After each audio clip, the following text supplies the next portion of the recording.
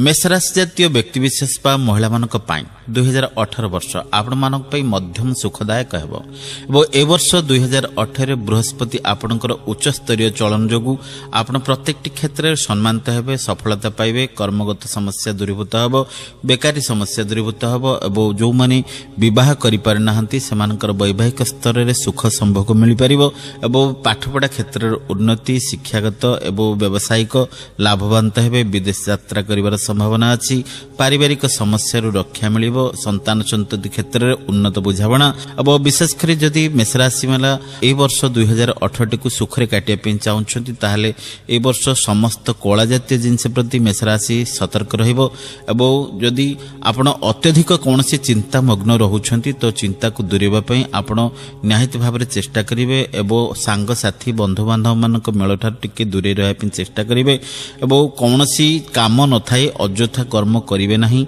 एवं परोपकार सहित एवं समय सीमा को निर्धारण करी बाट चलिबा पे चेष्टा करिवे। तथापि प्रायतः देखिबाकू गले 2018 वर्षटी मेषराशि पई प्रायतः मध्यम धनर फल रहिछि आ ए वर्ष मध्ये जागाबाड़ी क्षेत्र रे किंबा जानवाहन क्षेत्र रे आपणकर उच्च स्तरीय लाभ मध्ये हेइ पारे एवं स्वास्थ्यगत दृष्टि प्रायतः आपणकर भल रहिबो एवं पारिवारिक विकास घटिबो, कैरियर प्रतिष्ठार विकास घटिबो एवं सम्मानित हेबे, थाना कोर्ट कचेरी समस्या मध्ये दूरीभूत हेबो, प्रत्येक स्तर रे आपण सम्मानित होबार योग अछि। तथापि मेषराशि ए वर्ष पई आपण सम्मानित होबा पई बा अकाल विपद रक्षा पाइबे आपणकर राशियाधिपति होउछंती मंगल एवं मंगलंकर आराध्य प्रभु होउछंती संकट मोचन हनुमान जी। तेणुकरी ए वर्ष आपण प्रत्येक मंगलवार को मंगलवार जदि प्रातः स्नान परे प्रभु संकट मोचनकर दर्शन नियंती एवं प्रभुंक पाखरे